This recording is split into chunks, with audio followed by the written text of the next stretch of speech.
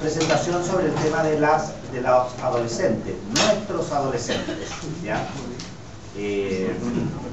Esta es una etapa de la vida, fíjense ustedes, que ha ido tomando cada vez más importancia, bueno, por todas las características que socialmente, fíjense ustedes, se están viendo, sobre todo en sociedades como la nuestra, países que van en vías de desarrollo, y donde la competencia, las situaciones sociales, los cambios sociales que se van ocurriendo, van generando, ¿cierto?, una serie de presiones sobre las familias, y eso involucra también, fíjense ustedes, a los niños y adolescentes.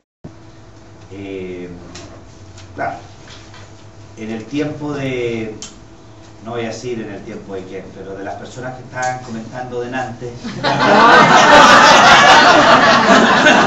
Aquí se me vamos a dar la cuenta allá afuera. Vamos a dar la cuenta allá afuera. La luna en el café.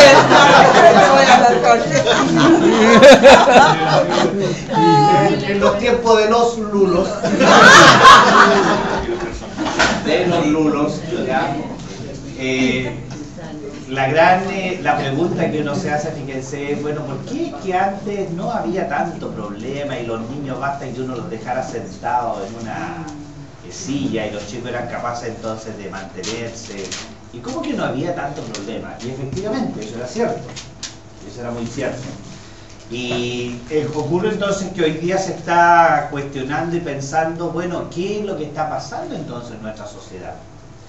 Y fíjense que las respuestas son relativamente sencillas, ¿ya?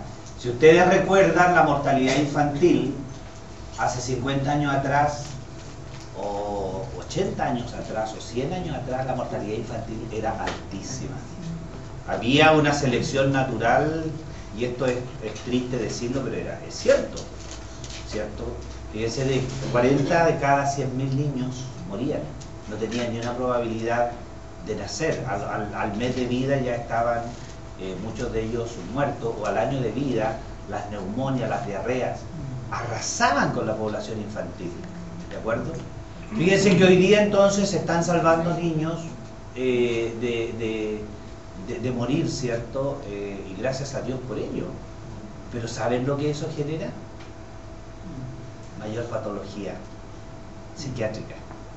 Se sabe entonces que los niños que tienen un peso de nacimiento menor de 2.800 gramos, ya el cerebro de ese niño, fíjense, es mucho más sensible, la apertura que ellos tienen, ¿cierto?, al ambiente, como que no están maduros para recibir el impacto del ambiente. Entonces eso provoca en el niño una alteración de la sinapsis, de lo que veíamos ayer, y ya eso es una vulnerabilidad. Entonces niños menores de 2.800 gramos, fíjense ustedes que van a tener más probabilidades de tener trastornos psiquiátricos, ¿ya? Entonces, claro, uno se pregunta, bueno, ¿qué está pasando en nuestros días? Y lo que está pasando en nuestros días es que nuestros hijos, fíjense que han sido salvados probablemente, que en otras circunstancias habrían muerto, sin embargo han sido salvados. ¿Y cuál es el precio de eso? Mayores déficits atencionales, mayores problemas conductuales, mayores problemas depresivos, mayores problemas, fíjense, en todo lo que tiene que ver con el control de los impulsos. Ya toda la zona del cerebro que tiene que ver con el control del impulso en el niño está relacionado con la zona frontal. Ya la frontalización del niño, producto de un parto trabajoso, de una distosia en el parto, producto, ¿cierto?, de abandono, de falta de un maternaje positivo, porque además las mamás y las nodrizas estaban dedicadas a la crianza hace 50 años atrás, estaba la familia, si no estaba la mamá estaba la abuelita, ya estaba la tía, ¿cierto? Si no alguien estaba haciéndose cargo de ese niño. Y fíjense que lo triste hoy en día es que los niños están abandonados. Entonces fíjense que ya viene un chico con una dificultad desde el punto de vista biológico. Su biología ha sido alterada por las circunstancias que todos sabemos. Y a eso se suma el hecho entonces de que ese niño no recibe un maternaje adecuado, ¿ya? La falta del maternaje adecuado, fíjense que provoca en el niño dos condiciones. Maternaje, ¿me entienden lo que me refiero? Sí. Del cuidado, ¿cierto? Que puede ser la mamá, la nodriza, la empleada, el papá, el hermano mayor, la hermana mayor, por último la tía, que se hace cargo de esa guagüita. Y hace lo que se hace con cada guagüita, atenderla, darle comodidad y afecto. Toda guagüita entonces tiene dos, fíjense ustedes, tiene dos necesidades que requieren ser satisfechas en forma perentoria. Si no, el niño, su cerebro, no se va a desarrollar en la forma adecuada. Comodidad, que esté entonces tranquilo, que esté seco, que esté con una temperatura agradable, sin ruido, ¿ya?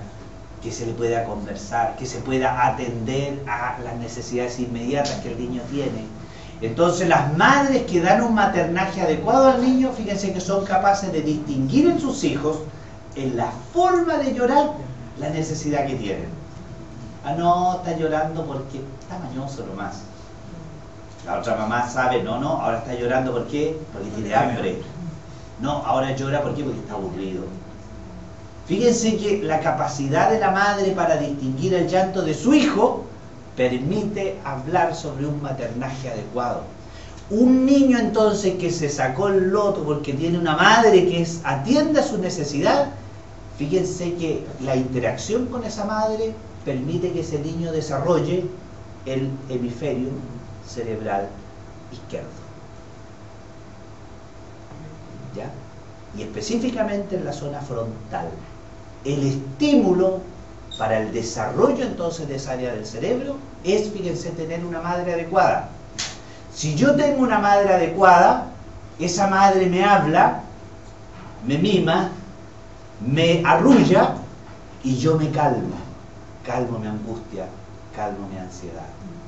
Incorporo esa madre de afuera porque es un estímulo para esta parte de mi cerebro. Esta parte de mi cerebro necesita a mi madre. Si no la tengo, se desarrolla este otro lado. ¿Y qué hace este otro lado? Este otro lado me prepara para la guerra. Me prepara, fíjense, para la reacción. Me prepara para estar en constante ansiedad y estrés. Y fíjense que todo eso se determina en el primer año de vida. ¿Qué tipo de mamá les toca a ustedes? Qué bueno, gracias a Dios. Qué rico. Podemos dar gracias a Dios entonces por ello. Pero fíjense que probablemente nuestros hijos o nuestros nietos a lo mejor no van a tener ese privilegio de tener a la madre a su lado, ¿cierto? ¿Y qué significa un niño entonces que está abandonado? Significa que ese niño no puede incorporar a esa madre aquí y no se puede autocalmar a sí mismo. Todo esto que yo le digo está aprobado, fíjense ustedes, está aprobado. No tenemos tiempo de mostrar todas las pruebas para ello, pero créanme, esto está estudiado, se sabe. Entonces un niño que no tiene un maternaje adecuado, fíjense ustedes, va desarrollando este impulso. ¿Por qué?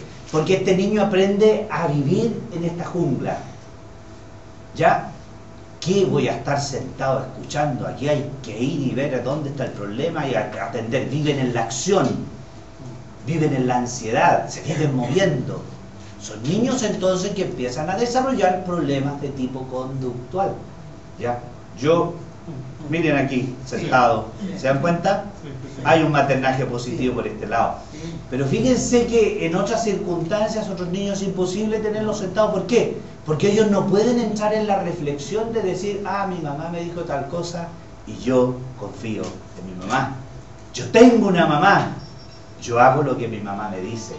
Para mí es importante que mi mamá me diga o que mis padres me digan que soy yo tal y cual cosa.